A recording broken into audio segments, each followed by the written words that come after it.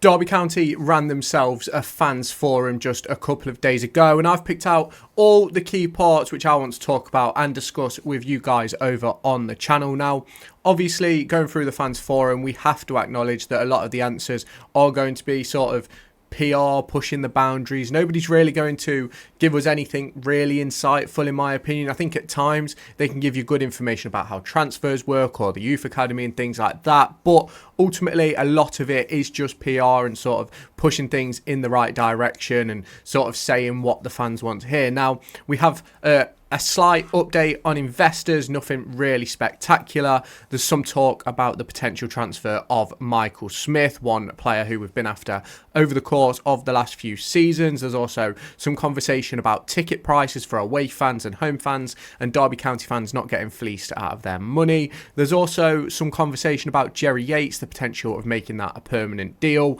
And there's also talk about Curtis Nelson and his potential contract renewal heading into the last 6-7 months of his contract.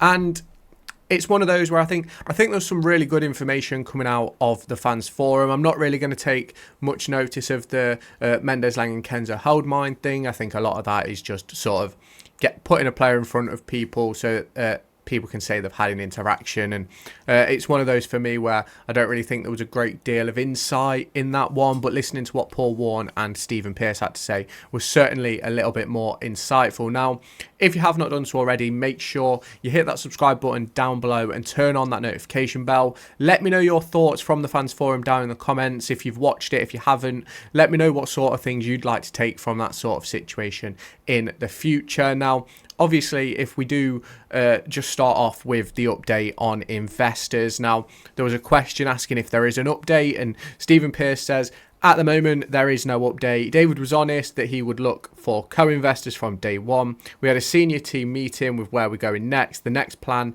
is fully funded by Clouds Development. Now, I personally think this is sort of a PR related answer. I think when you look at these sorts of conversations and things like that, if we go back to during the administration period and before then, we know that a lot of these deals get done on the down low behind closed doors. The only reason during administration it was such a public matter was because we was in administration. I think with what's going on with Derby County now, in my personal opinion, I said it a couple of times on Twitter over the last few months, I personally believe that there won't be any sort of investment or takeover or anything like that until maybe next summer, because I just think that nobody's going to really potentially take us over or put money into a club that could potentially drop down to League One, and we have to acknowledge that that is still a possibility this season. Obviously, we're only in November, the season doesn't end till like May time, there's a lot of football still to play, so those sort of things will be being taken into account behind the scenes and within these conversations. And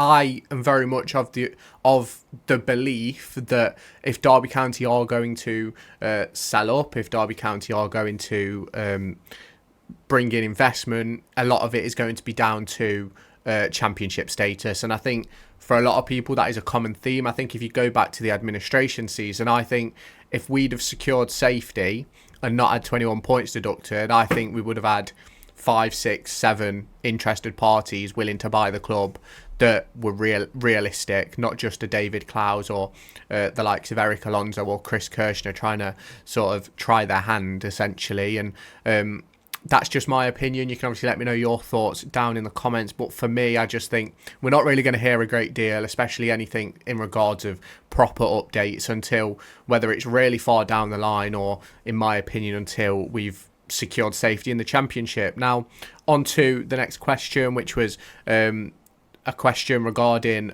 Michael Smith from Sheffield Wednesday. The question was, how close has a transfer for Michael Smith come to happening? Now, Paul Warne answered this question, in which he responded saying, in every transfer window, he has been up for discussion. Last January, I spoke to the Wednesday manager, and he wasn't someone he wanted to loan out. At the moment, he's not someone I'm looking to bring in. Now, for me, I think the end of that answer is the absolute perfect one from Paul Warne.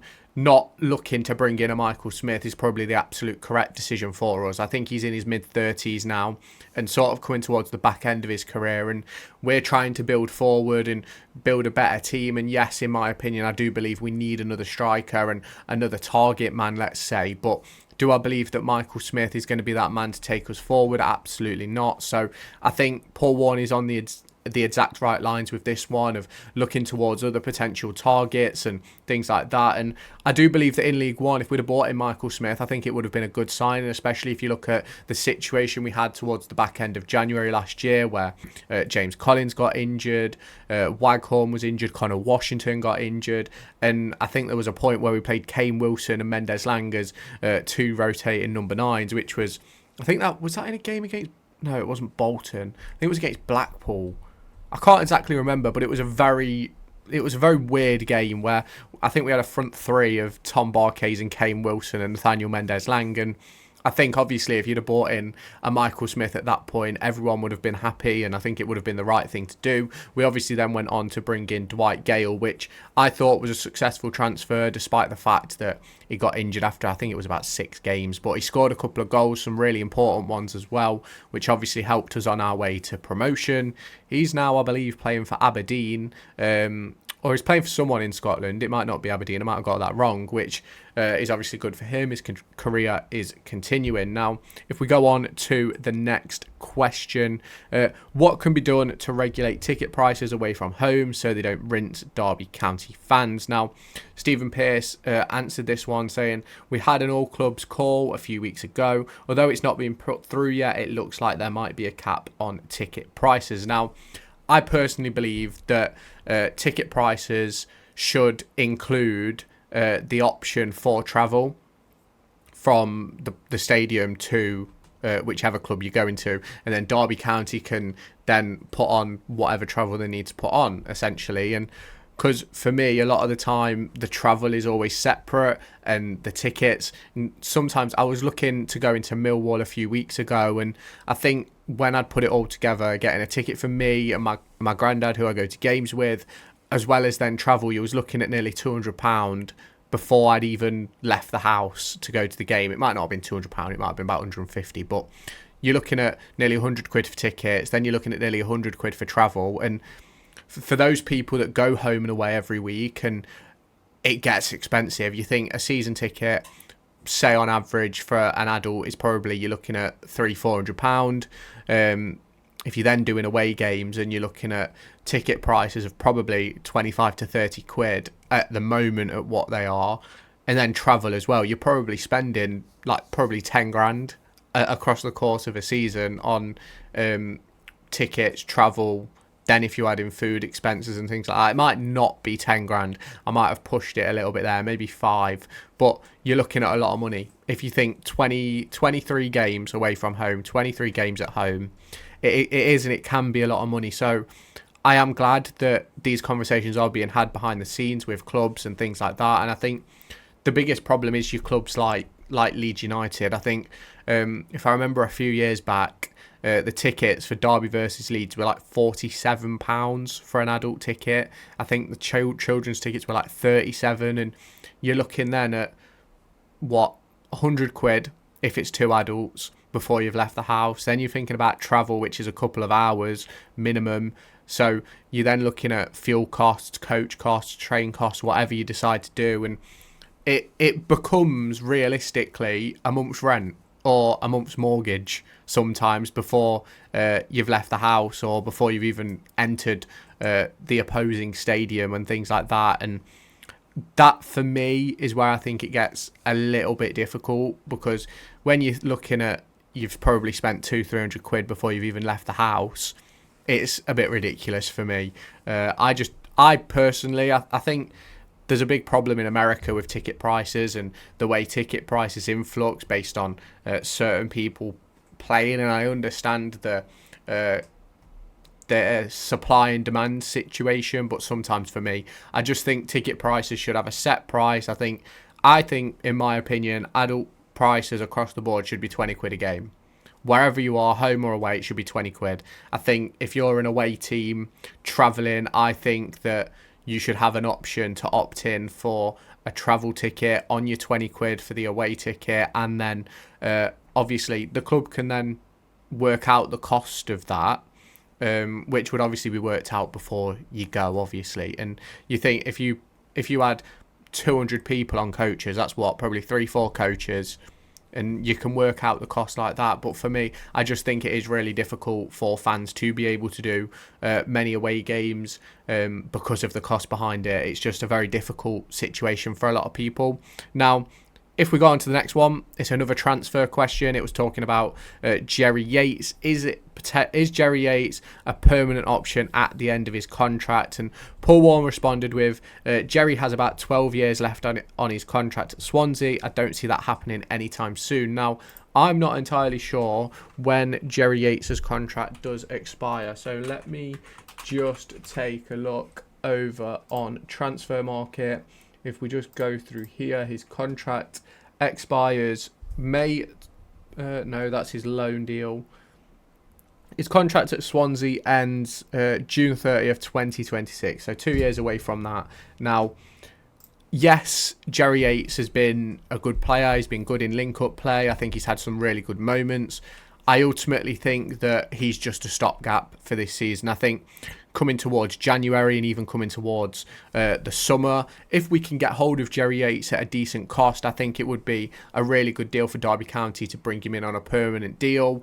But I also think we do need to bring in someone else. We need more than just Jerry Yates as an option. I think this is a problem that we've seen over the course of this season so far, is that realistically, yes, we have James Collins, but we don't necessarily have different options up front, and we're not really utilising Dejan Brown. Yes, he came off the bench versus Stoke, he came off the bench versus Hull and scored, but realistically we're not playing to the strengths of a Dejan Brown, and personally I also don't think we're playing to the strengths of Jerry Yates. So these are all things which are going to have to be sort of sorted and solved across the course of the next couple of transfer windows. Obviously, our league status will determine how that works as well. So you obviously think if we go down to League One, there's no way we're bringing in a Jerry Yates, which probably means we'll push Dejan Brown into the first team and things like that. So these are all things which realistically making decisions on at this point and having those conversations now is probably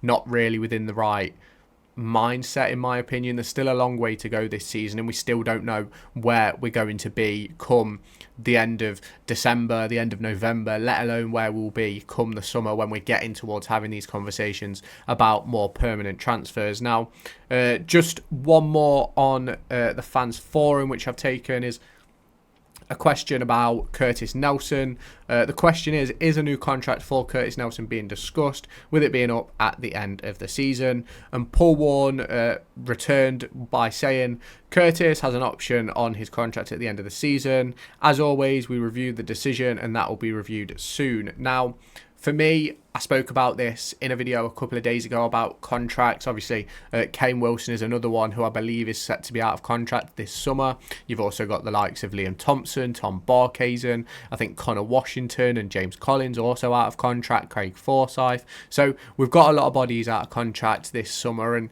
these are sort of conversations which will probably be going on behind the scenes. Now, obviously, those players with options on their deal, sort of, they don't need to be had right now. They can be had sort of later down the line. I'm sure that Paul Warne, Curtis Nelson's agent, will have already sort of muttered these conversations, not necessarily had a proper meeting about it or anything like that, but I do think that these conversations will already be going on, despite the fact of Paul Warne saying it will be reviewed soon. I think these situations are constantly reviewed as the season goes on and as games are played.